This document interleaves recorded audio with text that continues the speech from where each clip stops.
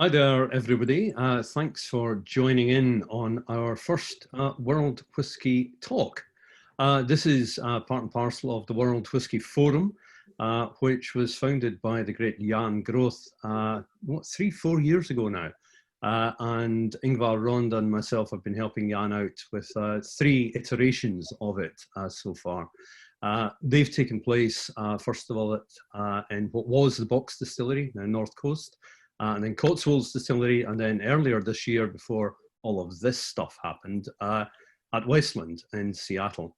And the forum really is there as a kind of 3-day event, lots of panels, lots of discussion, people from large distilleries and small debating and discussing themes around the world of whisky.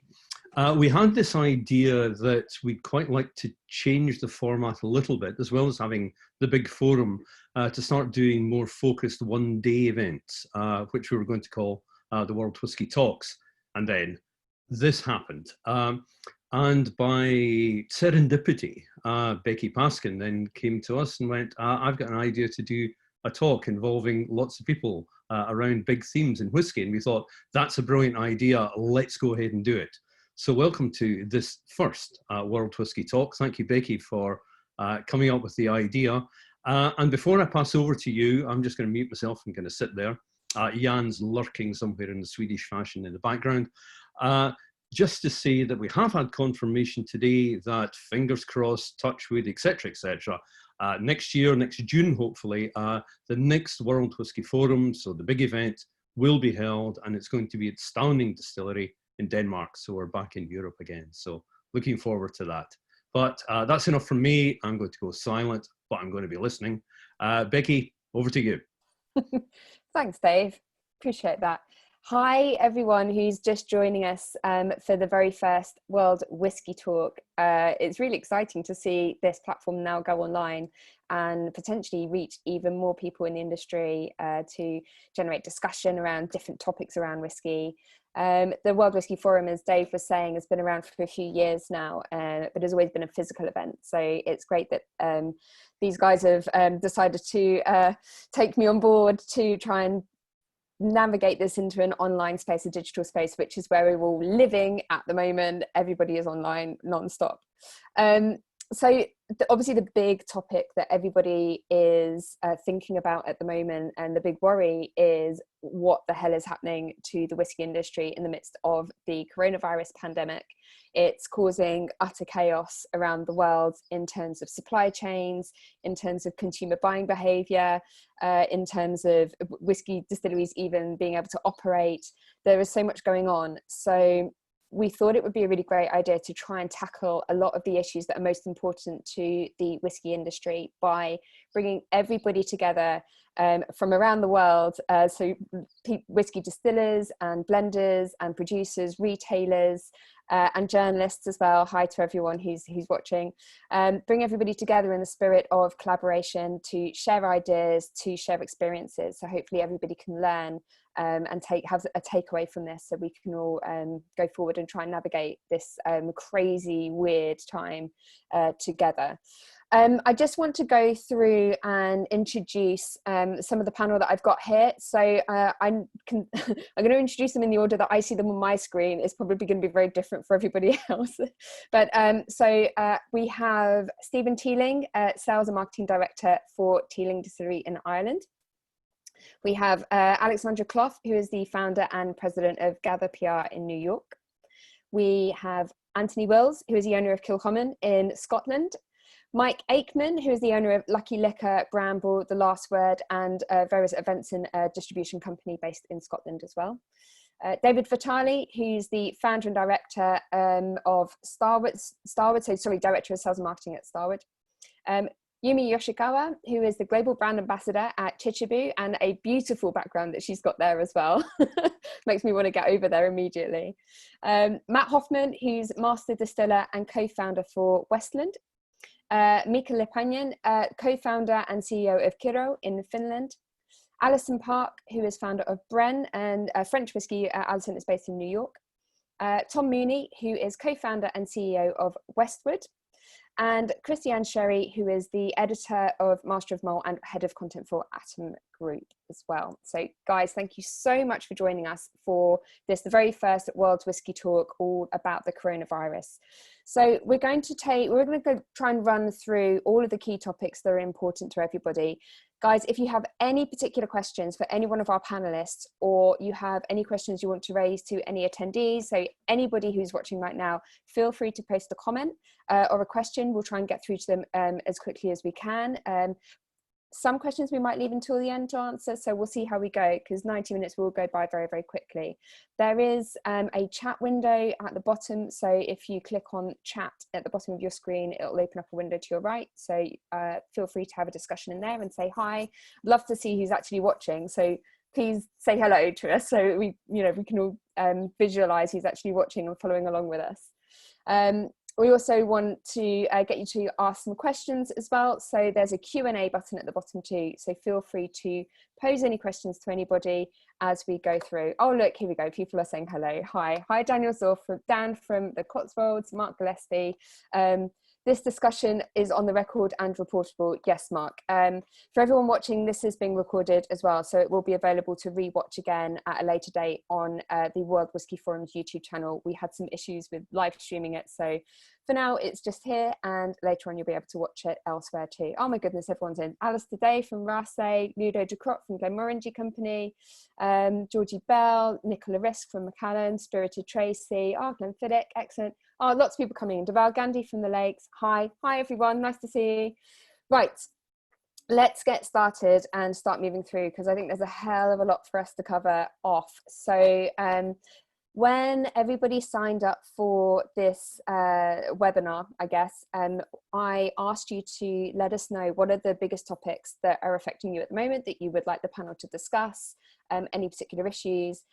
So we've tried to distill them all down into manageable chunks, and we'll be getting some of our panelists to discuss the individual topics that are affecting people. So I think the first one is, logistically, how do you operate a distillery at the moment when the whole world is, those two words, social distancing, keeping people apart, operating a distillery, keeping production going? How is that possible? So I'd like to invite Matt Hoffman from Westland and Mika from Kiro to discuss this subject. Guys, how are you both operating your distilleries at the moment? And if so, what measures have you had to put in place in order to continue going?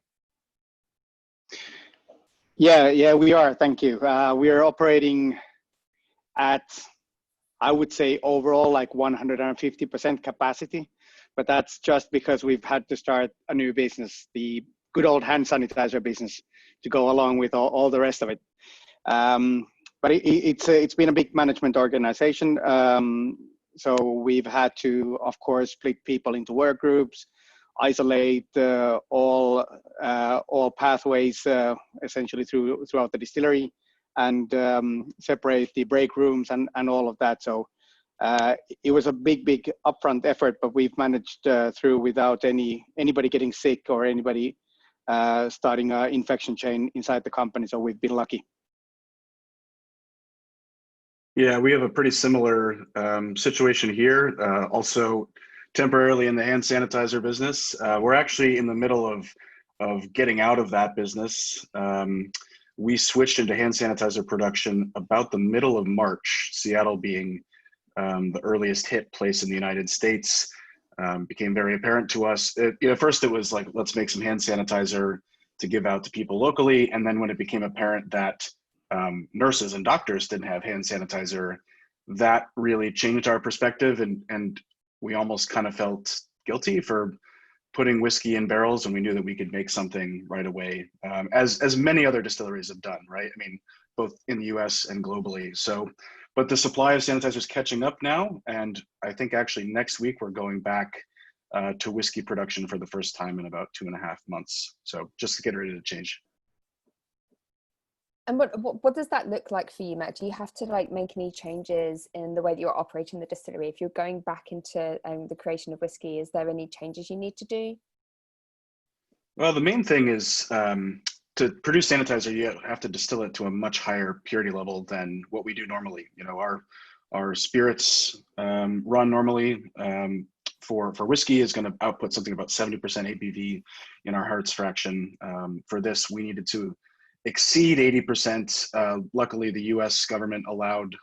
You know, you didn't need to have 95% pure ethanol for this World Health Organization based formula.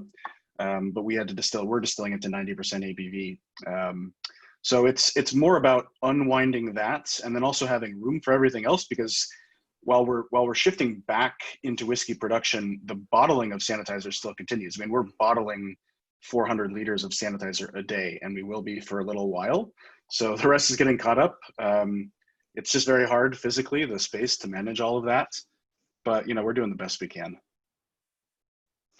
Yeah, we've had to set up new storage space as well. It's been a hell of an operation, but we saw it explode as well. And it got to a point where we had to make a decision that, are we going to secure our year with the hand sanitizer, or are we going to just briefly come in and go out of the business? And we decided that we're going to go pretty much all in, and we are going to ship probably around 300,000 to 400,000 units this year.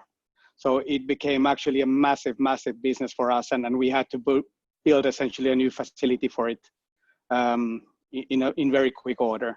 So now we're still making gin. We're still making 50% of our normal whiskey capacity, and then we're making tons of hand sanitizer. And at what point do you start to filter off the amount of hand sanitizer that you're going to make? Is this a long-term product for you, or at some point are you going to just switch back into making spirits for consumption? Oh, well, this is an interesting sort of strategic discussion as well. We've gone the route of formulating, let's say, a sort of a whole brand experience on our headline brand level, which includes all the spirits categories as well. So we already have a number of like merchandise and tactical items in our mainstay portfolio. So hand sanitizer is going to stay there for good, and I predict it can be still like a 500,000 to 1 million euro business for us in the upcoming years, even when we're not focusing it on full time. So it's definitely staying in there, especially with the sort of the shaky future of craft. Mm-hmm. Matt, do you feel the same way? Is hand sanitizer a new string to whiskey's bow? That's very well put. I don't really think so for us here in the US. First of all, our laws are different. There is a special exemption from the FDA, the Food and Drug Administration, for us to be able to do this to begin with. Eventually that's going to run out. It might not run out for a year, but I think getting into the sanitizer business in the long term is pretty tough. There's a lot of problems with it, especially in the US. We have to add what's called a denaturant, so something that makes it very, very bitter, so that people don't accidentally drink it, or your president doesn't accidentally tell people to ingest if you're American. So I'll just leave it at that. And so that actually contaminates lime. So that was one of the big things that other distilleries talked about, is like, this is one of the things that makes it very difficult to switch back and forth, producing normal spirits, then going back and forth, as you have line contamination of the denaturant. Our strategy is we're making there's sanitizer everywhere here in Seattle now. It's in every grocery store, every pharmacy, all the hospitals, everything's caught up. So it's very different from where we were 2 months ago, where nobody could find it. So our strategy is to, as we're winding down, create a kind of a big batch of it to have on hand in case there's a second wave of shortages. But I think the industry, the sanitizer industry, kind of has caught up, and we're expecting that to continue. So I don't know if we'll switch back, to tell you the truth. If we weren't in a position in our home market where we actually got the chance to just sort of blow out the category and create a premium position for a hand sanitizer, both in price and shelf position, we'd never stay in this. It's not conducive to have it there splitting your focus and strategy.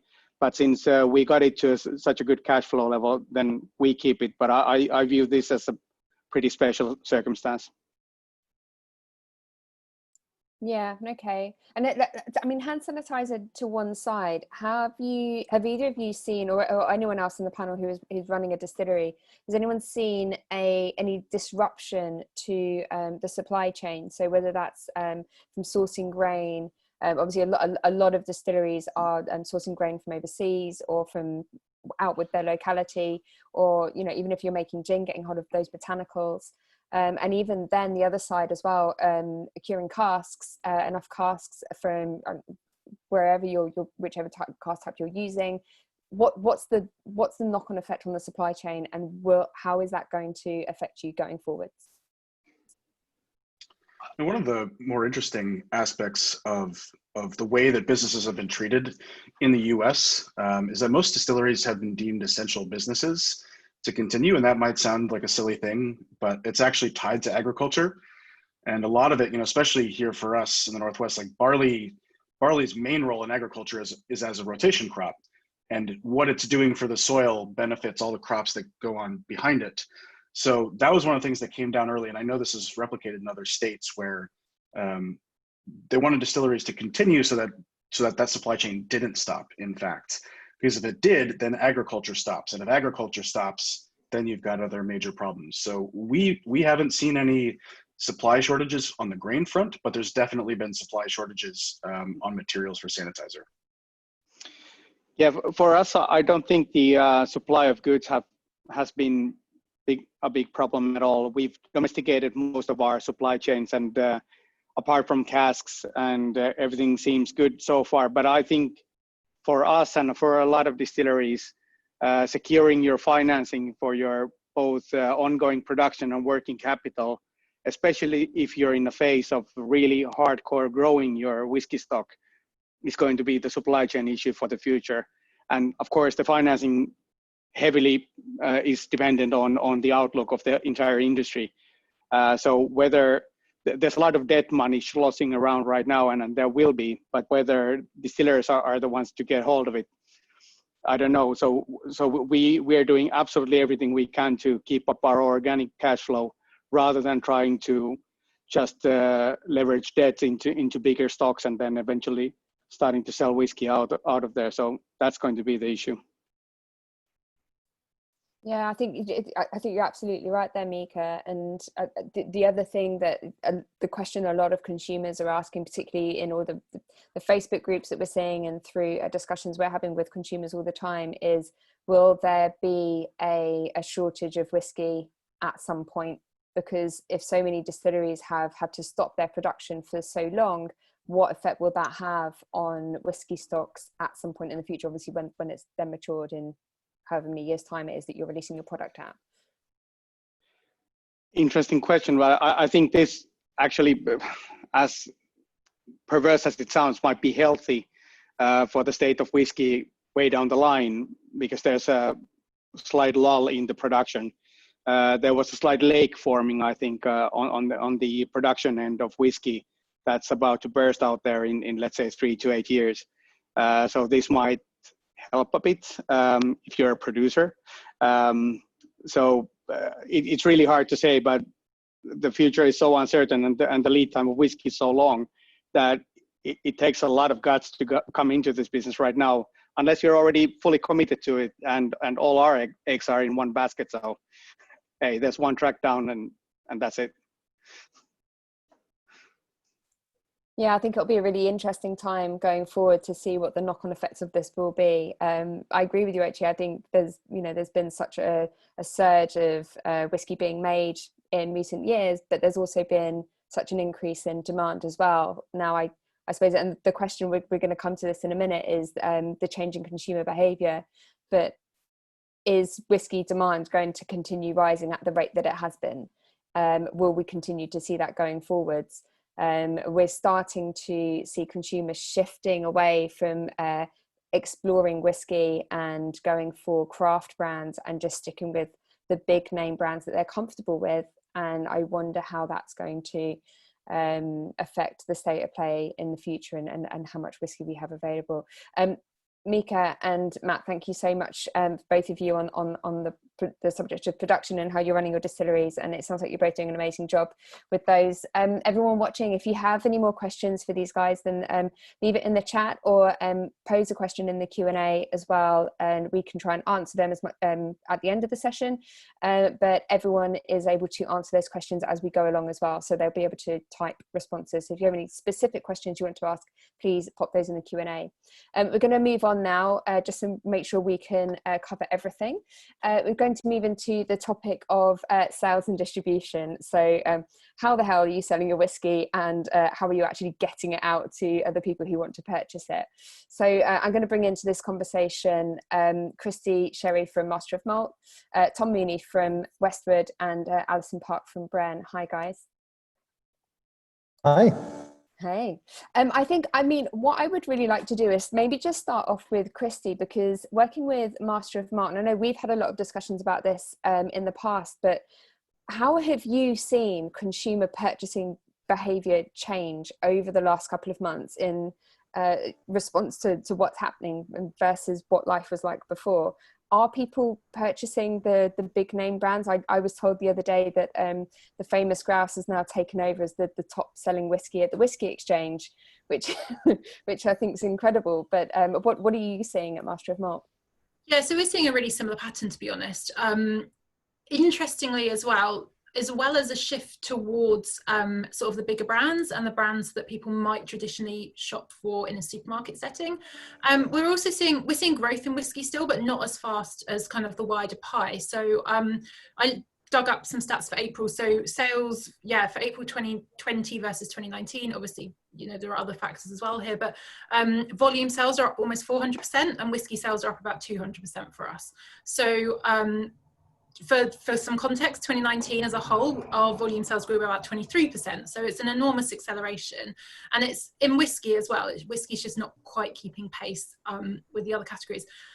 But we're seeing daily fluctuations in this. It's such a fluid situation. I think it's really impossible to draw any long-term trends from it. And I would say long-term in terms of like a new normal, but also in terms of even the lockdown. So something that we've seen a few times, a much greater effect if something's posted on like social media and people want to buy it, or you know, a product's gone viral somewhere, there's sort of a bigger rush on it. And I think it's people obviously drinking at home in different settings, that is still a desire for newness, but that is within the context of those bigger brands. So there is absolutely still opportunities, I think, for craft brands and smaller brands, but I think it's part of a bigger picture of activity on social media, activity that's happening more widely. And yeah, I do think things like tastings and other stuff like this do have a much bigger impact now on these sorts of sales. Yeah, I think it's really interesting to see how brands have sort of shifted to this new digital landscape, this new digital norm, and previously digital shy producers or the CEOs now are hosting Instagram live tastings and really getting to grips with it all, which is brilliant to see. Chrissy, I wonder what, in terms of e-commerce, because this is the way that people are now purchasing their products, right? So yeah, you have supermarket sales, but the majority of, let's say, you know, craft or more premium expressions are going to be made through retail platforms online. How can brands better work with digital platforms like Master of Malt, so e-commerce sites, to get noticed amongst, you know, the amount of whiskey that there is out there? What can they be doing to help you sell them? Yeah, so I think there's a broader context here to look at in terms of a lot of the customers coming to e-commerce sites now are completely new to buying alcohol in e-commerce. They've never done it before. For a long time, we've said that, you know, e-commerce compared to, you know, other FMCG brands and fashion and all of this is so like underdeveloped. And now we're almost seeing an acceleration towards like a more mature stage, literally in a matter of days and weeks. So people are coming online who have never heard of these brands before. They're completely new to them. They might have seen them maybe on a back bar somewhere, but it's entirely new and entirely a discovery process, which is a huge opportunity as well as a challenge. I think one of the things to do is work super closely with the retailer, even on things like product descriptions and stuff like this, like get in touch, reach out, make sure that that stuff's written in a way that's consistent with what you're putting out on your channels as well. And yeah, just be proactive in terms of what are your retail partners doing in terms of social media, in terms of tastings, and try and really align with your own activity, because where the on trade might have been where people got recommendations, it's now going to be online. And I'm desperately praying and longing for the on trade to open back up, and we've got dates where this can start to happen, which is fabulous, and everyone wants this to happen dearly. But until then, you've got to almost like treat your e-commerce suppliers a bit like you would have done with bartenders before. And this even comes down to like how equipped a customer service team is. Like, everyone is super busy right now. Like our customer service team are like, these are beyond Christmas levels. So make sure that people are informed, they're engaged. If personally, like, equivalent of like a brand ambassador or a company or something like that, reach out to them. Just do everything you can to be consistent across all your channels, and almost in a way get into that mindset that the e-commerce is temporarily crossing everything. This is super temporary. Like your on trade now, it's like your shop window. Yeah, I completely agree with you, and I think there's so much that brands and e-commerce can be doing to work together to try and promote each other, at least anyway. Especially with the amount of online tastings that there are out there, it seems easier than ever to get that message across to people, because all eyes are online right now. Alison, you own Bren, which is a French whiskey brand, which your biggest market is the US. But I remember seeing one of your Instagram live videos, or it may have been on Facebook, where it was right at the very beginning of all of this, and you were talking about how difficult it is for smaller craft brands to get noticed because people are navigating towards those bigger name comfort brands. How have you found this whole process, and what are your learnings from it so far? Yeah, I think, when we're looking at the data and we're just saying big brand versus small brand, I think you kind of have to pick up the covers a little bit on that and look at economy versus super premium and premium categories and that range, right? Because the other thing that's happening is this massive sweep to unemployment. So when people are afraid a little bit of understanding where their income is coming from and with what regularity and when the markets kind of turn back on, understandably, everyone tightens the purse strings a little bit. So when you have simultaneously a big shift in, a little economic fear, as well as this quick adoption to online purchasing, which agreed, in the US also, we've been very, very slow to adopt that as a way of getting our alcohol. When you look at something like the US, you have 50 different laws, sometimes more if some of those states have laws broken down by counties. So it's not just a brand they recognize versus one that they don't. And it's not just something in a price point that, a lot of the original purchasing shifted down to boxed wines and jug handled booze. And it was just this quick bulk up that people saw when they were explaining that they were having these holiday, like, Friday number, July 4th numbers, or holiday like sales. So, but the other part of that is, as you're shifting to online purchasing, a lot of these sites are doing a fulfillment in a ton of tiny little liquor stores, because it's still not possible to ship alcohol across every state line in the US. So if you have a website that you can say, hey, go here in the US and you can get that product shipped, they probably have to work with at least 50 retailers, sometimes if not more. So the challenge for craft brands is, did you happen to get distribution into that state, and are you happen to be a brand that is available at that one store that this site decided to partner with for fulfillment for that state, right? So it's not just, are we listed correctly? It's, are we even stocked on their shelf? So we could have consumers that really want to purchase, we as in like the general, small craft emerging brands category. It's just, did all the other channels get aligned? And typically, understandably, if you're with a big company, yeah, they're on the shelf. They've been on the shelf for 250 years. So the small ones, we're just, we still have a lot of work to do to make sure our distribution pipelines are satisfying consumer needs. Yeah, I can imagine it's obviously the UK market is very, very different to the US market, and what you guys have to deal with the interstate shipping and sales is just an absolute nightmare. And Tom, I know you for one, being out in Oregon, I know Oregon is now allowed statewide shipping direct to consumers. Is that right? Yeah, that's right. As of April 27th, so a month ago, we won the revolutionary right to actually take an order and put it in the box and ship it to people. And I mean, it's made all the difference in the world. I'll pick up on something Allison said. I mean, this is certainly a time of great financial loss, and there is, I think, a lot of the jobs that disappeared aren't coming back quickly or at all. But the way we've looked at it, and so far our experience has borne this out, is I think this is the worst time ever to be a mid-price brand. There's a lot of financial distress and a need to buy less expensive things. And there are at least the same number of people as there were before who can buy more expensive things. And so one of the things I would argue is for any premium or super premium luxury brand, there are just as many consumers as there were before. So the really radical change over the last few weeks has been how brands can reach those consumers. And in our case, 3 months ago, I mean, about a third of our business came through our tasting rooms, a third was on trade, a third was off trade.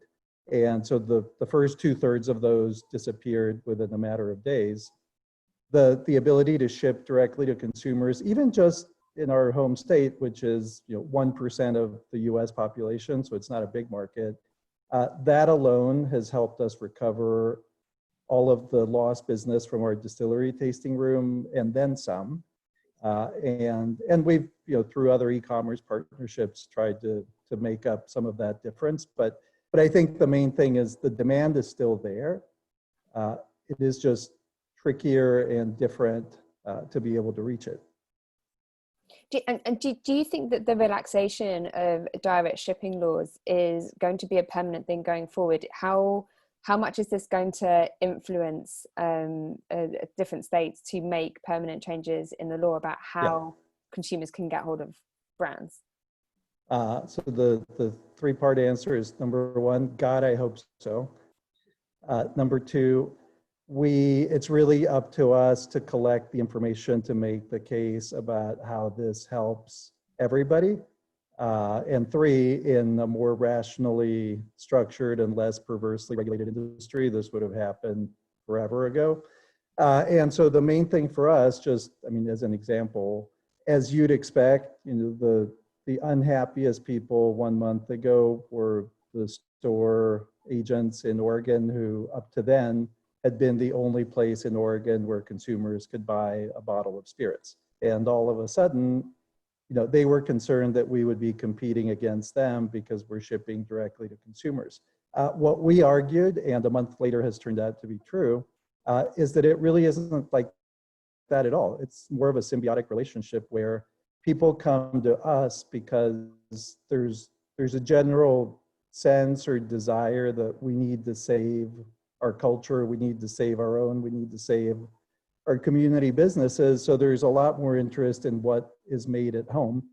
And so that's brought much more traffic to our site and has generated a lot of those orders. Every time we pack an order up and ship it out, it goes out with a card asking people to go to the local liquor store to buy the next bottle. And so all of a sudden, 6 weeks before, let's say from when the pandemic really hit and on-premise shut down until we were able to do DTC shipping, our business in Oregon was down 50% year on year.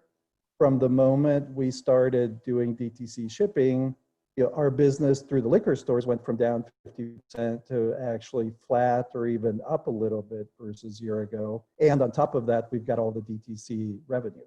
So it really is playing out that way, where people come to us to learn, they try something for the first time through DTC, they then go back to their store and support our brand at their stores. So everybody wins. And the state makes more money. So far a month into it, cross my fingers, but there are only winners, no losers, and that gives us a shot to extend it. Incredible. It sounds like it's a no-brainer, to be honest, but as you say, you never know what is going to happen down the line and what U-turn they may make. I think, you know, talking about the US market as well, I think we'll come on to it a little bit later, I think, but there's obviously that big question around the taxation for craft distillers. And in fact, I'm going to bring you in now, Alex, because I know you work really closely with the American Craft Spirits Association. And while we're talking about the American market and the situation for craft distillers, what impact right now is, like, how are craft distillers feeling right now about the fact that this taxation could come back into play at the end of the year? So currently there's they're getting away with not having to pay as much tax right now, but it's all about to change in December, right? Yes. So we have a temporary reduction in federal excise tax, which is a massive imposition for the 2,000 craft distilleries here in the US. And you can imagine it's sort of the perfect storm for everyone right now, right? Because 75% of craft distilleries, have laid off in some capacity. I mean, the numbers are quite staggering, and there are impressive challenges there. Some of them have been able to secure some financing, SBA loans, PPP loans, and that's been helping. But then come December, our excise tax will go up infinitely. And so, ACSA, some of the other trade associations in the states are already talking to Washington and to legislators about trying to re-up and extend this tax cut. But the fact of the matter is we're not entirely sure if it's going to be something that happens sooner or, down to the wire as it has been in years past, or possibly not even at all. One of the best perks here is that we really have earned a tremendous amount of goodwill through the production of sanitizers right now. So 75% of the 2,000 US craft distilleries have been producing sanitizing solutions in some capacity. And that's really allowed us to leverage and pave the way for direct shipping and other opportunities that have come to the table as a result of COVID-19. So it's really too soon to tell. For the first time ever, we have this sort of phenomenal goodwill and support among the American public. So hopefully things will move in the right direction. Becky, you're on mute. Thanks. Sorry, I completely agree with you. And the hopefully this reduction in federal excise tax will continue beyond the end of the year as well. Particularly, at the moment, if craft distillers are under a lot of pressure right now, the ability to ship directly to consumers with it, especially within their own states at least, is something that's going to help them in the short term and medium term and long term. And who knows, it may even change the state of three-tier system in the US altogether. So Christy shaking her bottle at me. By the way, guys, if people do shake their bottles, that means they want to talk. I should have said that earlier, otherwise we'll have some random people playing maracas with their bottles. Yeah, not just that we're thirsty.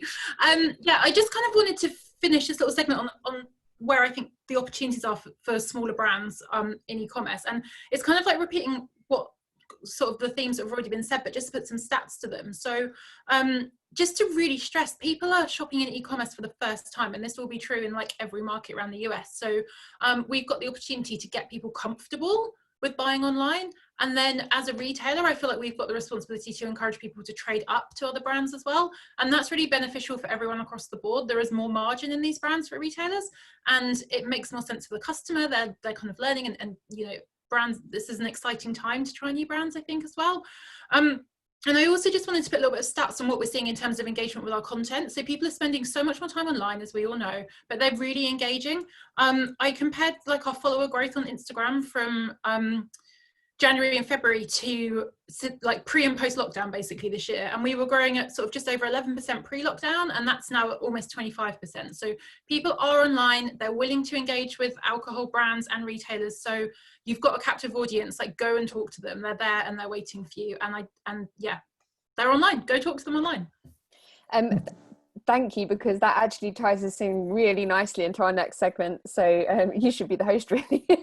We're moving straight into marketing and PR. So thank you to Alison, Tom, Alex, Christy as well for everything there. So to discuss, because a lot of brands are online, a lot have social media presences, but not everyone is using them to their full capacity. And it's only really now that a lot of brands are looking to digital as the really only way of communicating their brand message to, as Christy says, captive audiences. So I want to bring in a couple of other people here. So Stephen Teeling, if you want to join in, and Alex as well, being founder of a PR company yourself, and actually Alison as well too, because what you've been doing, Alison, on social media is, I think, incredible. And I've been following what you've been doing for years with you're doing live demos, cocktail demos, tastings, but it's not, what you're doing is not always centered around whiskey and Bren. You do a lot of empowerment and entrepreneurship talks as well, which I think is really fascinating. What from your experience, how do you feel is the best way to effectively communicate your brand on these platforms? Yeah, I think the most important thing is, well, two things.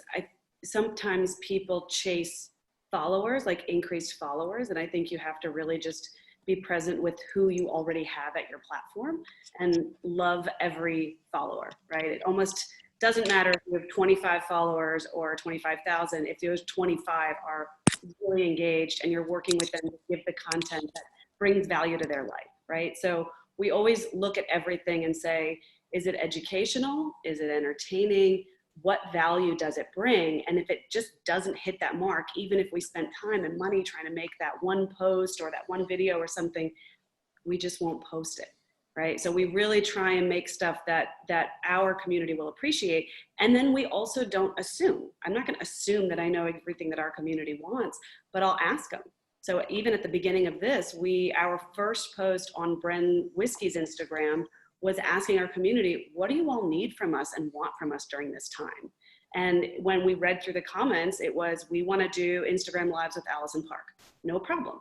Then again, we didn't assume. We didn't just say, okay, this is the day and time. We said, cool, what day and time? And we started doing polls in our Insta story. So we really let our community tell us what was right. And what was amazing is suddenly, you know, I typically, like so many on this call, you know, traveled 75% of the time before this. And so the events that we would host were only those people who were able to get there at that intersection of when I was in their market.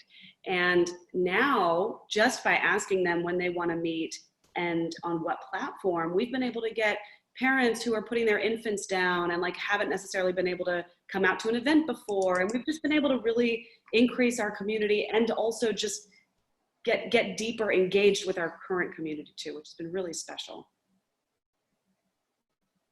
Alex, you've something to say. I mean, you think of spirits truly as a social lubricant, right? I mean, when you are pouring a drink, you're looking for a connective experience. I mean, generally that's happening in a bar or a restaurant or even a tasting room. And we've now taken that experience away. So there's this really, you know, profound opportunity to reach consumers directly and create and foster that sense of connectivity in a way we never have before.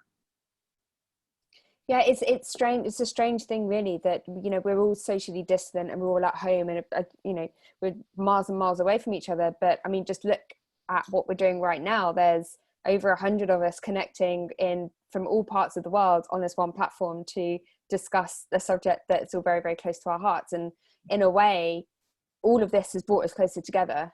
And if we use digital appropriately, it has the capacity to bring us closer to consumers as well, brands closer to consumers.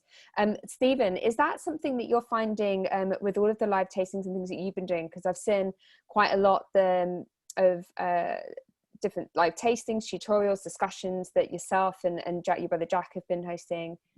Yeah, I think the appetite for people to engage online has skyrocketed because, as all of us, were online the whole time. And I think one thing we found was exactly like Alison, listening to the guys about what they want.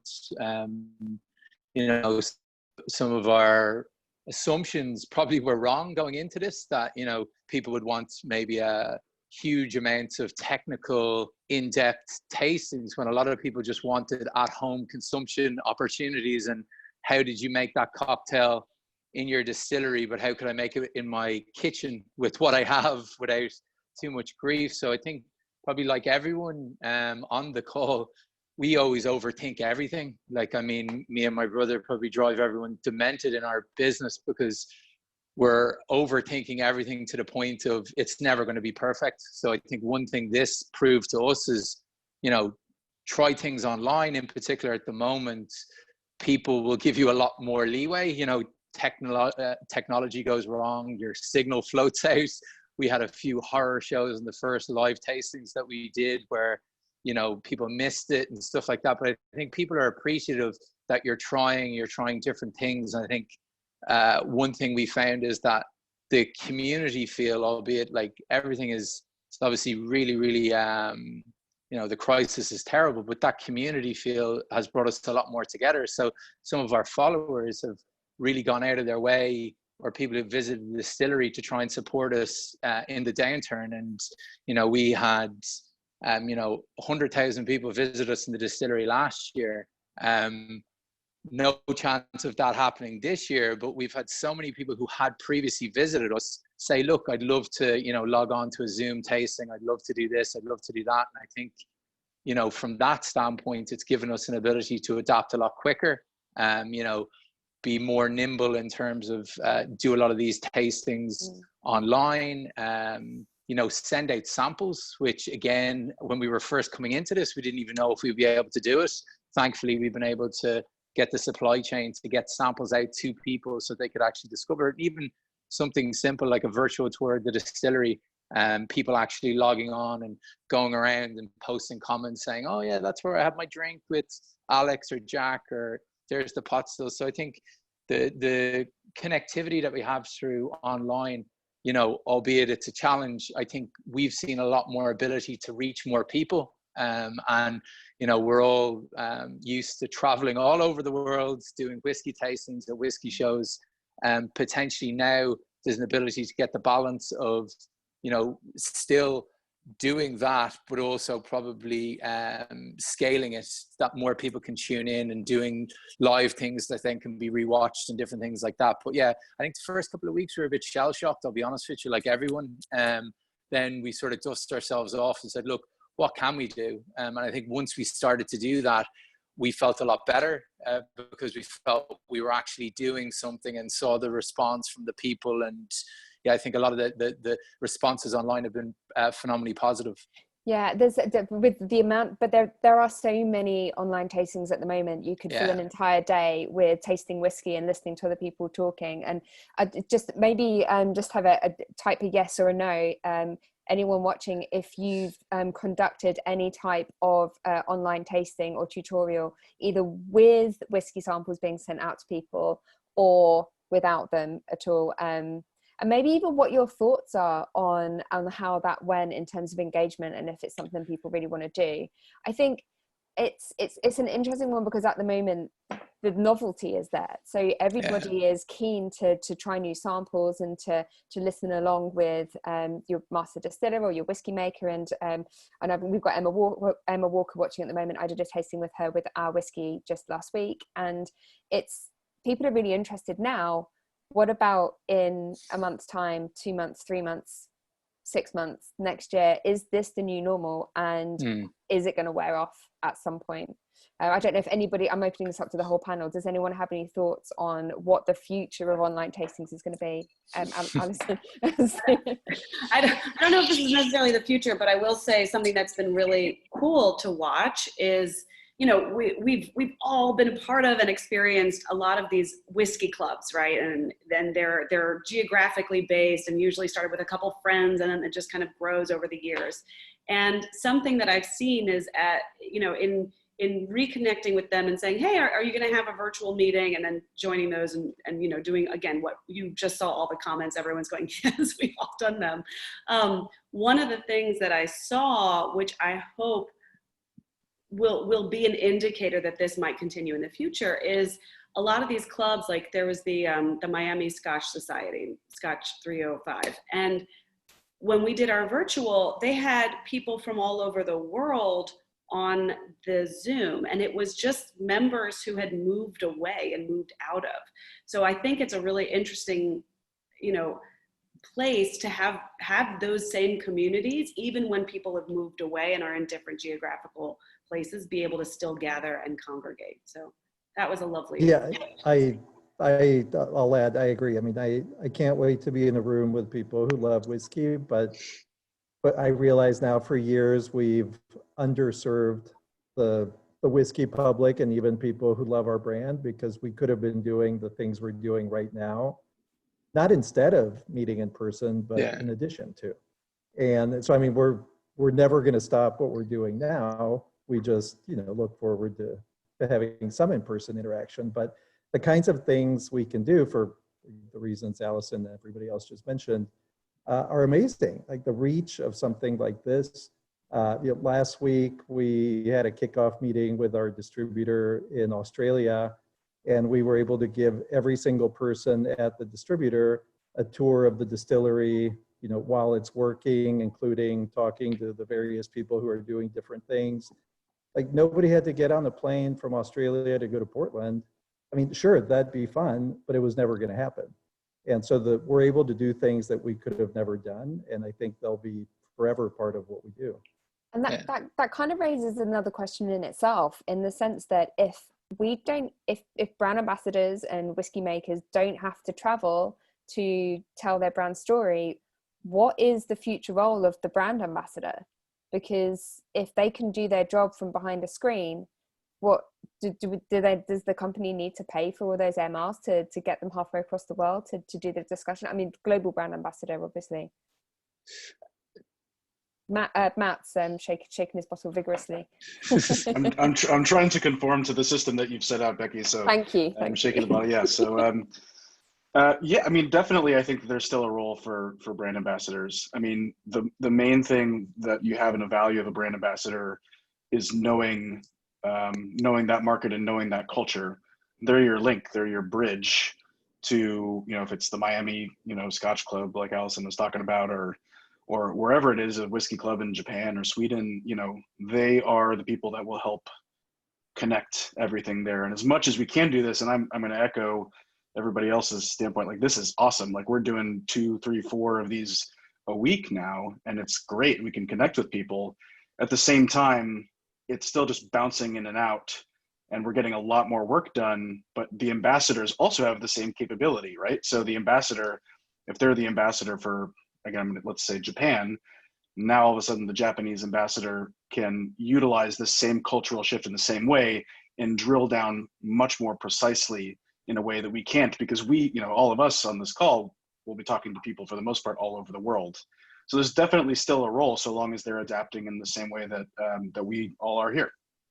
Yeah, sure. I want to ask a real quick question that's come up in the Q&A box here. So it's come from Tor Christensen, and I think everybody watching, so panelist and attendee, what is your preferred social media platform? I know from using different social media platforms to conduct tastings, each one is just slightly different depending on what it is you want to achieve, but does anyone have a favorite one that you navigate to, and if so, why do you prefer to use that particular platform? I mean, I think part of it is probably the type of consumer you're trying to reach, an age range, the type of engagement you're trying to get from it. So I think it completely depends.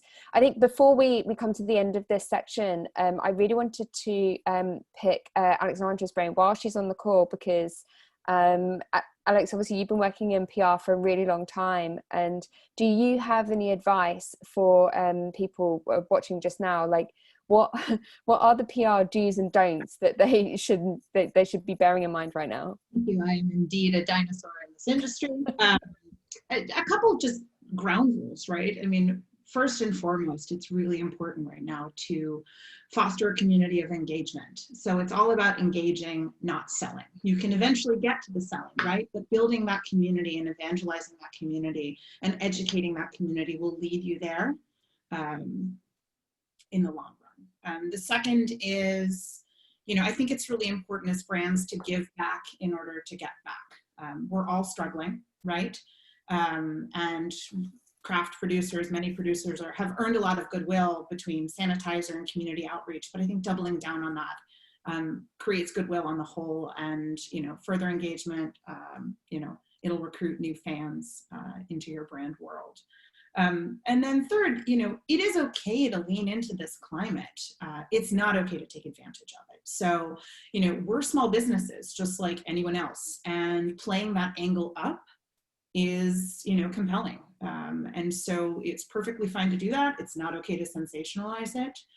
but we're struggling, and to make those struggles known, it's perfectly acceptable. And I think it, motivates the consumer all the more to rally behind your brand. And then we already talked about this, right? So we're all stuck at home. Think of the consumer, and how they're feeling.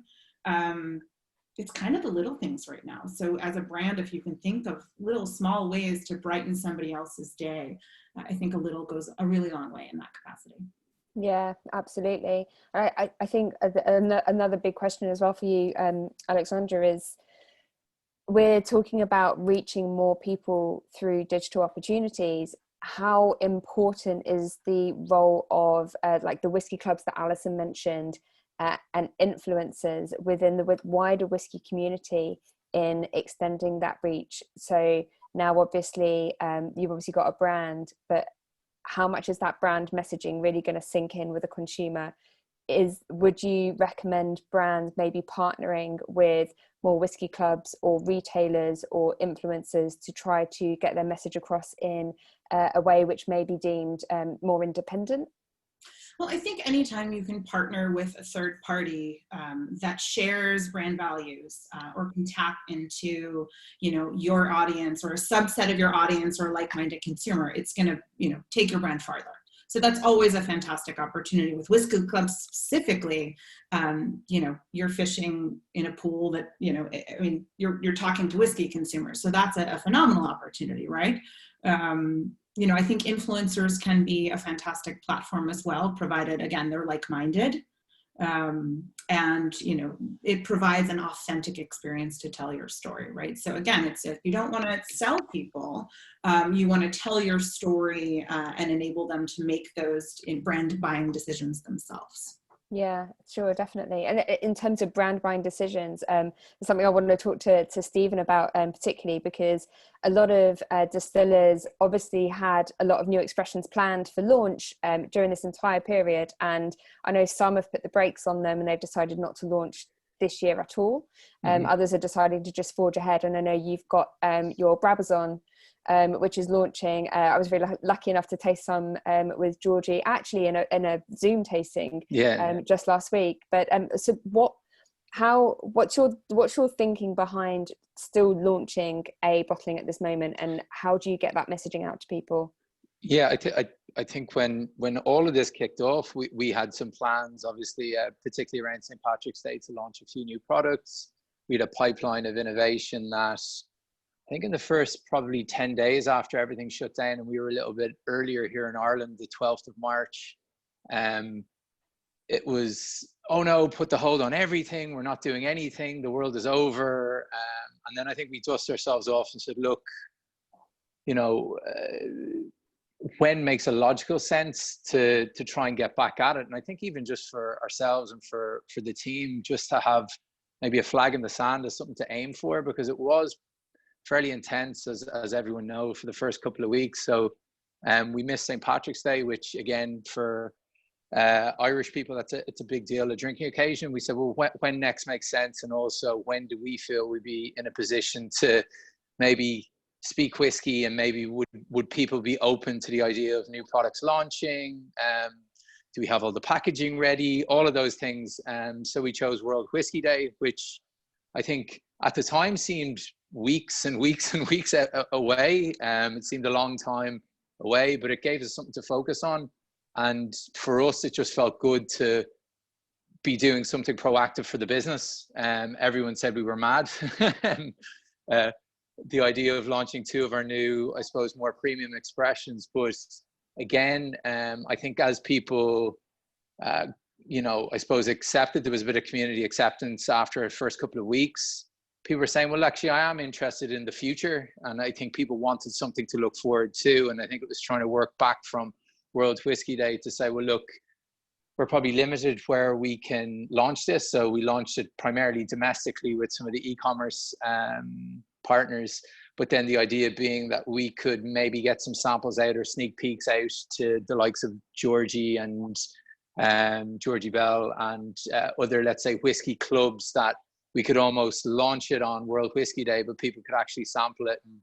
And myself and my brother would be used to probably sharing a few whiskeys or drinks on World Whisky Day, but obviously the time that we live in, we had to do it virtually, which again was kind of unusual, but worked in a weird way where I suppose we launched it, we accepted it was a very strange time, but we did it through Facebook Live and a lot of people could tune in.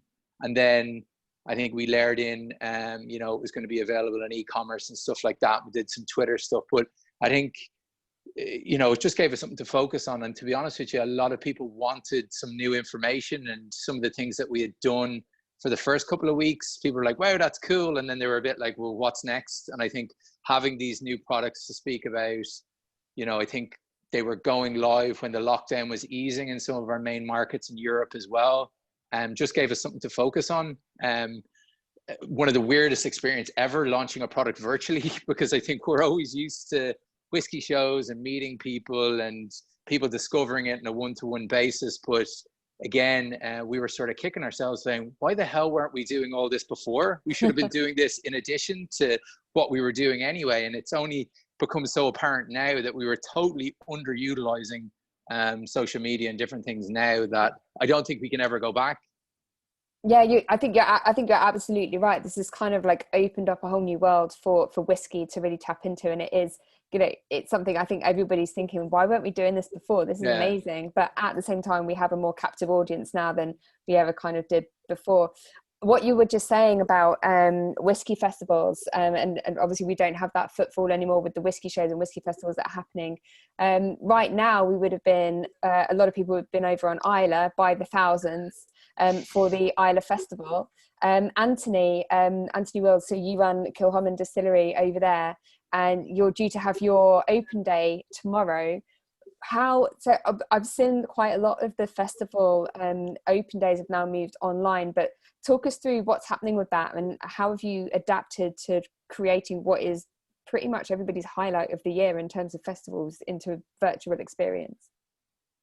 I think every distillery is bought into it on Islay and Jura. It's tricky to engage, but we've all done it, and I think you know, Brook-Laddie went the whole hog with theirs, and it was interesting for everyone to join in that. And everybody has done that, and we've got ours tomorrow, and we've worked pretty hard at putting something together that hopefully everyone will enjoy. It's going to be lighthearted, it's going to be fun, and I think that's what people look forward to when they visit Islay for this week. And you know, it's a very strange place to be at the moment. This week is the busiest week of the year, where, you know, it sort of doubles, trebles the population on Islay from 3,000 normally to 9,000 or 10,000 people. So it's very weird at the moment, and everyone's very somber because everybody looks forward to this on Islay. It's not just about the distillery, it's about all the hotels and restaurants and B&Bs and guest houses. And but we've all adapted, and the FACE committee have got involved, and we're doing our bit. And everybody's got involved in this. And so tomorrow you'll be able to tell us if you thought it was good or not. I'm sure you'll do an amazing job, Anthony, particularly if you're on camera, for sure. Well, I've left it to the young brigade, my sons, and we've got a girl who helps them, and they've been stressed out to, you know, amateur behind the camera, and they've been ordering me about doing things. So some of it's live, but some of it's been pre-recorded because we've got rubbish Wi-Fi connection at the distillery. So we're doing what we can, and hopefully it'll all come together on the day. You want to head over to Brook-Laddie? They've got fibre optic. I'm pretty certain I've nicked their Wi-Fi on several occasions to try So you think we should move our distillery over next door to Brook-Laddie? Yeah, why not? Why not? Can you not tap into their line and run it across the island? Yeah, no. Well, it's too late now for this virtual open day, but hopefully next year we'll be able to have everyone back, and we'll have a bigger party next year than we've ever had before, I think. I think you're absolutely right about how whiskey festivals, it's not just about the effect of like bringing people to your distillery and talking more about what you're doing, but the knock-on effect it has for tourism businesses in your area as well, the hotels, the bars and everything. Obviously right now, no bars open, no hotels are open, so it's very difficult for anyone to travel and to explore. obviously going forward, tourism is a massive question mark, and I want to come to that in a minute. But I want to come to Yumi first, over in Japan. So Yumi's from Chichibu, Global Brand Ambassador, and being just slightly ahead of the rest of the world, Yumi, what are you seeing in Japan and in Asia and a wider scale of how things are starting to now reopen? What precautions a business is putting in place that enable them to reopen, so the rest of us can have some kind of idea of what we might be in for going forward? Yes, like Japan was in a lockdown situation since like mid-April, then it's just lifted. I think in Japan, the cultural things that we don't really express a lot of emotions, as you know, and keep a distance from like, usually, even if you are going to the bar, it's basically very quiet if compared to overseas. Then it's worked uniquely, I think. Then little by little, people coming back to bars and restaurants. But on the other hand, it's also a very unique point of Japanese culture. Then when we are doing something, we are not just thinking, what should we do? But we are trying to watch people. How do they react? Or how do they act?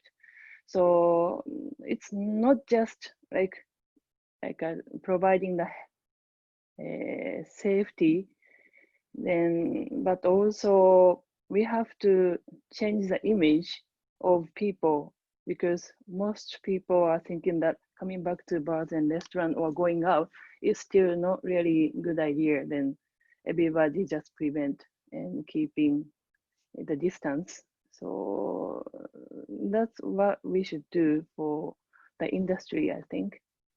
Yeah. Have all the bars now reopened, and how are they operating? Like what kind of measures do they have in place to try and keep people at a distance? Still, maybe half of them keeping their business closed because they just decide maybe it's a better idea. Then another half slightly opening their business.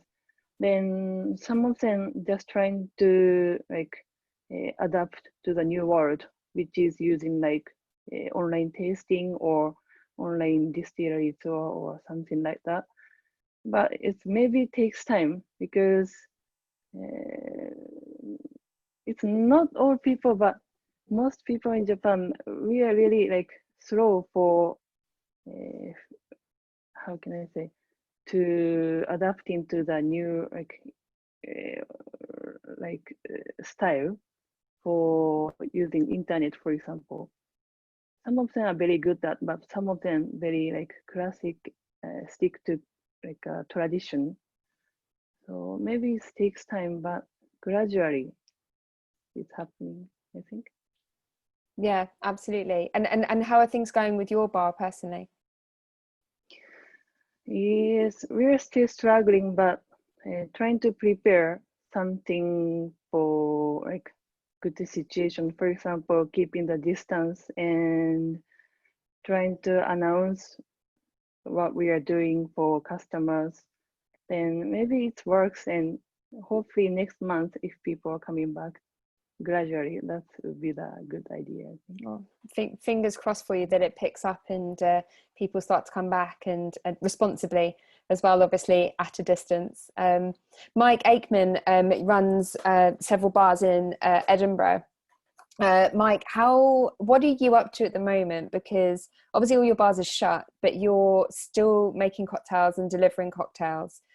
What are you doing at the moment, and how do you see the future really for your business and also for the rest of the on-trade? Our situation's quite unique, I guess, because we had an existing business outside of the 3 bars called Mothership, which was something we set up before the bars, which was originally sort of events and consultancy and trainings that we did, but has morphed into a small e-commerce site. We've obviously launched our own brands, several of our own brands over the last few years. So that was the vehicle, one of the vehicles we used to sell that, as well as the bars themselves. So when we were forced to close the bars, we were kind of in a fortunate position where a lot of my colleagues weren't, whereas they only had bars and restaurants, they literally didn't have anything they could be doing really. So we've just switched our focus to that business, which, you know, has been great because the bars are all encompassing. They're a full-time job for several of us. So we probably weren't focusing on that side of the business enough as it was. So in a strange way, it's kind of given us the time and the extra motivation to concentrate on that. And we've seen kind of benefits from that. We're obviously losing massive amount of volumes through the bars and through other retailers and off licenses and things like that, but we've managed to pick up something from that, which has been great. Do you think that's something that's still going to be popular going forward, even when the bars are back open again and people are frequenting them? Like, how popular are delivery or takeaway cocktails going to be? Yeah, I think it'll still be popular. I think there'll still be an element of that. I don't think it'll be to the extent that we're seeing at the moment when people go back into bars, but you know, as Yumi said, I think it'll be a gradual process here, exactly the same as we're seeing there. So I don't think when bars reopen, you know, you're hearing some people saying, oh, when the bars reopen, everyone's just going to make a beeline for them. And that's just not the case. It's going to be very gradual. You're going to see it in stages. And I think because of that, people are still going to want nice drinks and they're drinking at home more. And I think we will see more of that. So hopefully, you know, a lot of the people who have put those systems in place will be able to maintain a business out the back of it. We kind of had that business anyway, so anything we get from that is a bonus, I guess, in that regards. But it's kind of keeping us afloat, and I guess more importantly, from a mental health point of view, it's kept myself and Jason, my business partner, busy, because while the bars were closed, if we'd had to just sit at home, you know, not doing anything and worrying and dealing with all of the negative side of things, it's just not good for you. So, you know, it's been good for that apart from anything else. Yeah, I think, well done for taking the initiative to just get out and do something rather than sit back. It must be an extremely worrying time. So well done. I think that's a brilliant initiative that you guys have taken there. David Vitali, who runs Starwood in Melbourne. So you're obviously based out in the States at the moment, but so in Sydney, the lockdown has eased, so bars have now reopened, right? So with Starwood is a very cocktail forward whiskey, so a lot of your serves it's based around this mixer and cocktail kind of serves. What are you seeing happening in Australia at the moment with in regards to Starwood, and also how the on-trade is now reopening and responding? Yeah, it's still early days, so this has just happened, and I think people are still kind of I think it's happened a little sooner than a lot of the venues were anticipating. So they're still kind of unwinding all the mechanisms that they put in place. I think from our point of view, it's been really interesting to kind of, you know, and just touching on Mike's point in terms of the mental health aspect of keeping people busy. And what we've tried to do is, you know, as part of the outreach, is obviously support venues that have supported us that might have had a takeout opportunity, and then sort of buy some food for bartenders to kind of come along and get them engaged from that perspective, and just connect with them from that point of view, but also have them make some cocktails on our Instagram live feed as well, so that we're just kind of not just keeping ourselves busy, but keeping the community busy as well. What we have seen in terms of venues is that you've got a lot of venues are obviously implementing social distancing policies within the restaurants themselves, so that's reducing capacity. But you've also got a demand issue, right? Like, I don't think that necessarily, given that it's so soon as well, that there's a lot of people that are, you know, despite all of our kind of desire to connect and try and get things as they were before, dipping the toe in the water is a slow exercise as well. So I think it's going to take some time to see what that sort of looks like, and it's, you know, it's going to slowly wind up after having been unwound pretty dramatically. And in terms of the other thing that we kind of have identified, you know, certainly is that the to-go, I kind of echo Mike's sentiments, that the to-go cocktails is something that's going to stay. And so for us, that's something that we're, you know, as you pointed out, we're really keen to be a part of that, and just again highlighting the versatility of our drinks generally with consumers using bartenders. So, you know, Star Wars the cast member, they're the director, you know, and go and make something interesting that can engage an audience with, is kind of the approach that we're taking from that perspective as well. Yeah, this to go trend, I think, is something that's going to stick around. I think it's another thing for, you know, the on trade. It's a kind of, why didn't we think of doing this earlier? Because I think it's a great idea. People can just swing by, pick up a pre-batched cocktail or a few and take them back home with them. I think it's a brilliant idea. But from a whiskey perspective, it's quite difficult for our industry, because how many cocktails are actually made with whiskey? Aside from the bourbon-based ones, the rye-based ones, there are very few, because obviously there is still that mentality amongst wider consumer base that whiskey shouldn't be mixed. So I'm going to open this up to the panel if anyone's got any thoughts on this, but what is the future for whiskey in that to-go cocktail trend? For me, I think that brands need to be communicating even more now than ever their mixability and how well they work in a mixed drink. Mika, I saw you shaking your bottle there. Yeah, I think this comes back to the fact that obviously everybody making their own whiskey will have quite a big balance sheet. And we have to sort of figure out how to make that work for us in whatever the future world is going to be, and how can it serve these sort of previously more niche purposes like to go and people going out to picnics and drinking their cocktails. And for us, it's definitely shifted thinking from how to promote the neat drinking aspect to look at the cocktail world a bit more. But I think there's a lot of stuff that all of us can do with the existing stock we have in order to move there if we want to. But of course, that raises another question. Then it's a lot about partnering the trade, and that might go a bit against your own efforts to sell direct to consumer.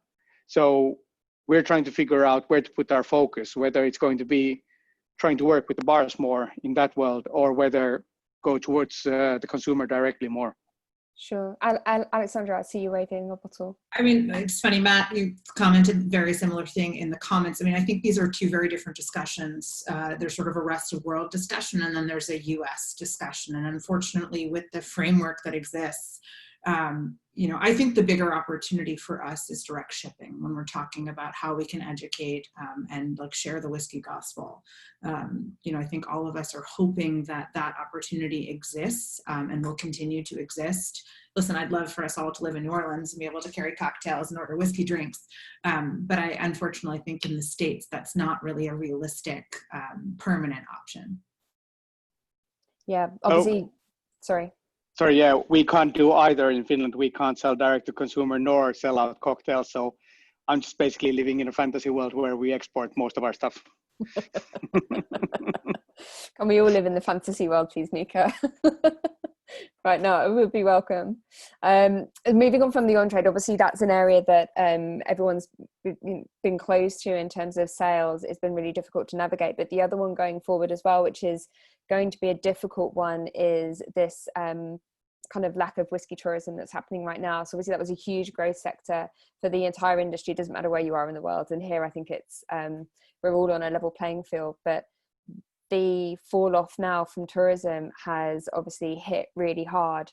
What are the long-term issues going to be here? How is a loss of tourism going to affect the industry going forward?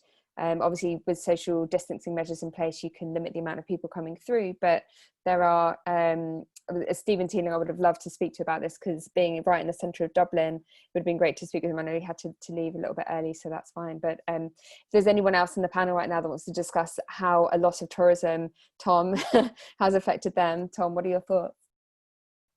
Well, I mean, I think the loss will be felt by the traditional whiskey making areas. I mean, like Scotland, like Kentucky, and being attacked by me. But that loss will be everybody else's gain, because a lot of people in a lot of places are going to discover that there's whiskey tourism within a few miles of where they live. They just never realized it because they thought whiskey came from Scotland or whiskey came from Kentucky. And it turns out whiskey comes from all sorts of places, almost certainly somewhere near where you live. And so I think it's just going to shift. You know, whether there's going to be more in aggregate or less, I don't know, but what it is will shift, and people will discover what's in their neighborhood or their city or their country. Yeah, I agree. I think people will start to overseas holidays will obviously won't be a thing in the very near future. So as you say, staycations and exploring your local area, I think will only just increase, and discovering local distilleries like yourself obviously will be a bit high on people's priority list, and getting out there trying something else. So I suppose it's up to distilleries to try and make sure that they're set up for at least some tourists to come through to once it's obviously safe to be able to do so.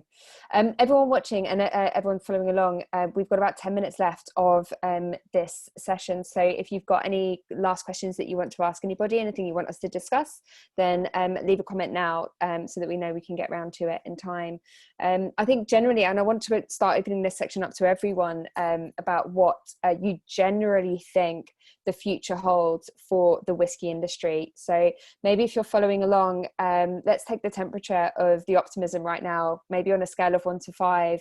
How confident are you feeling right now that you can weather this and get through it relatively unscathed? 5 being very confident, 1 not being confident at all.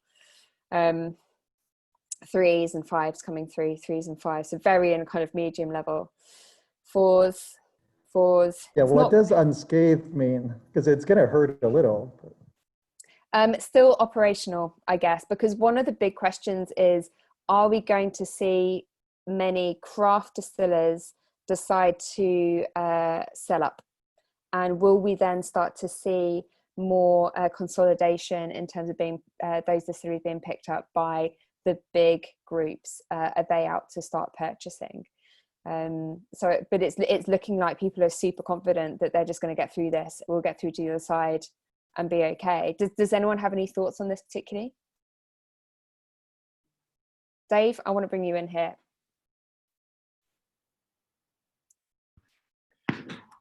Sorry, Becky. I was actually typing your question at the time. Could you repeat that? Sorry. Sorry. Oh, yeah. No, I just saw your text. Thanks. Do you have any thoughts about like where the whiskey industry is headed right now, and whether we're going to start seeing very many small, maybe it's the smaller ones, the small craft distillers, falling off, or maybe being picked up by the larger groups? Yeah, I think if not being sold up, I think quite a lot of them will be looking for investment. So will they find new backers coming in? So rather than perhaps closing down or selling to the big corporate groups, will they need extra investment simply to keep going? It's great to hear all the optimism from everybody, but I do think we're entering a recession. I mean, every country is saying we're entering a recession. It could be a depression. Consumer confidence, people won't have sufficient money. We've got the on-trade, and Mikey and I have been talking about this recently. Can independent distillers, can independent restaurants, can independent bars continue to survive in this climate with, in case of restaurants and bars, 50% capacity? Businesses which are running on very, very tight margins simply won't be able to survive. And I'm worried about smaller scale brands and smaller scale distilleries from that simple point. It's quite hard to get their message out anyway. It's even harder to maybe try and engage them in terms of education because the big brands have got more money and they'll be able to do more zooming. So while I think everybody or people will weather the storm, I wonder what the shape of the industry is going to be like once we come out of this. Sorry for being miserable and Scottish about this. But, wouldn't expect anything less, Dave. Matt. Yeah, I actually might counter Dave's point there about the big companies and the zooming. I think one of the opportunities here, which I think we all have to think about in terms of opportunities, otherwise it just gets depressing. But one of the opportunities here is that this is a great leveler, right? I mean, you can have the biggest budgets in the world and have amazing above the line A&P plans and all of that stuff as a massive brand. But right now, all of it's changing, right? And we don't really know what the answer is. We know that there's more direct to consumer stuff happening. The to-go cocktails thing is happening. More live tastings, more Zoom tastings. So at the moment here, there's an opportunity for the smaller brands to prove themselves by being clever. You know, the great thing about doing Zoom is it's free. You know, we're doing these tastings to the point we were making earlier about brand ambassadors and distillers doing all these things. Like to fly around the world and do tastings with people is really expensive when you're a small company. But now all of a sudden you can do that for very little expense, relatively speaking, at all. And so there's an opportunity here, and I think that's where the smaller brands, if they adapt, there's an opportunity for them to push even farther forward than they could have before. Just like anything else, if they don't adapt to this new world, we're going to be in this for a while. You know, if they don't adapt, then they'll fall off. Yeah, I think you're totally right, Matt. It's all about adaptability and flexing to this new current normal. I think things will continue to change and evolve as we go forward, but things will happen. Yumi, have you got any thoughts on this about what the future holds for craft distillers or even the whiskey industry as a whole? Actually, I'm not really like a pessimistic. I mean, being like independent is kind of great, because if we should do something new, for example, the big companies, they might have a ton of paperwork, but we don't need to do that. So we just ask the boss, then just do whatever we want. So for example, we just about launching the new product only for on-trade market, which helps bar and restaurant, we believe. Then it's just happened in a month. Then that's something what we can do for the industry. So maybe we can do more things than what people are thinking about. Sure. Mike, I want to ask you if it's not just cocktails, we're not talking about cocktails, we're talking about straight whiskey sours. How can brands work with the bar industry to get them engaged? Is it a case of doing unique bottlings for the on-trade? Will that help? And if so, like, what suggestions do you have? Yeah, I think there's loads of ways that brands can still have a relationship with bars. You know, you're seeing a lot of bars here in Edinburgh, in Glasgow. I don't know about much further north, but I know there's loads of bars in London that are still operating in some way, shape or form, whether it's to-go cocktails or whatever it is. There's lots of different things you're seeing, merchandise and all sorts. So I think there's definitely opportunities for brands to link with the people who are still trying to do something, particularly if that's an existing relationship that's already there. We've got our own brands, but we also have really good relationships through the bars with some of the bigger companies.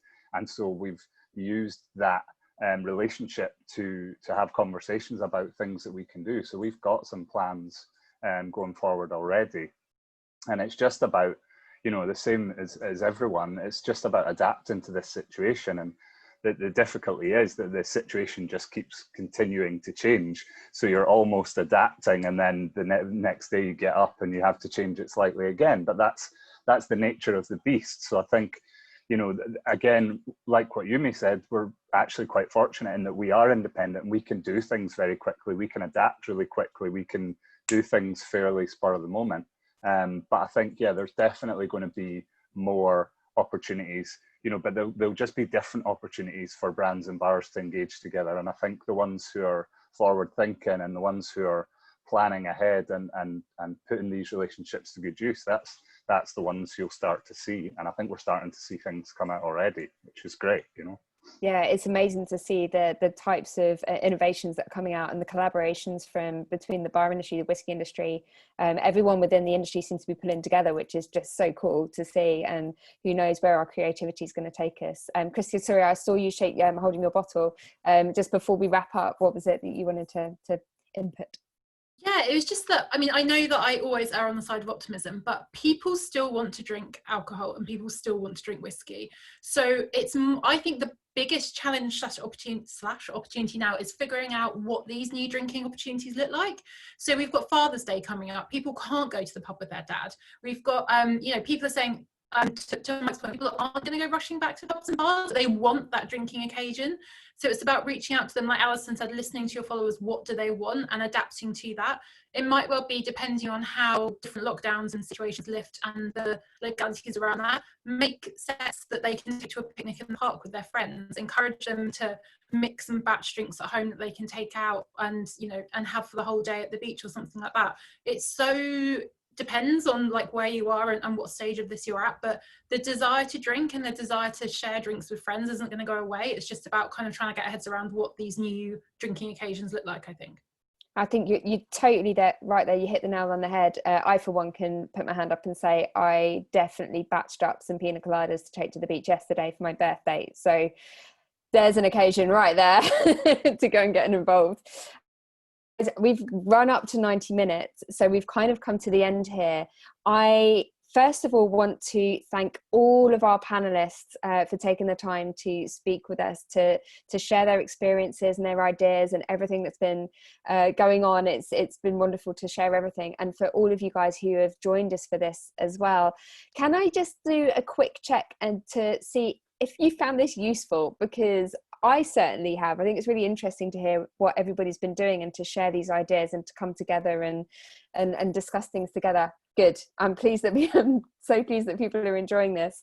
Now, as Dave said at the very beginning, this is the very first World Whisky Talk, and I know Jan is there lurking as well. He'll be commenting, I'm sure. This is the very first World Whisky Talk, so there will be more going forwards, most likely on different themes, but in the spirit of feeding back and basically getting Jan and Dave to continue the World Whisky Talks along the themes of things you're interested in. I'd encourage you to give feedback to them both and just let them know what kind of subjects you'd like to discuss on these kinds of Zoom conversations, because really they'll all be themed around whatever it is that you guys want to talk about. So yeah, definitely stay in touch. Follow the World Whisky Forum on social media, because the updates will be there. I know there's an update coming for the website. If you did want to watch this back again, it will be on World Whisky Forum's YouTube channel soon. I'll try and get Jan to send out an email to everyone when that happens. For now, thank you so much everyone for joining us, and congratulations to Jan and Dave and the World Whisky Forum for launching the World Whisky Talk. It's been amazing to have everyone, so thank you so much.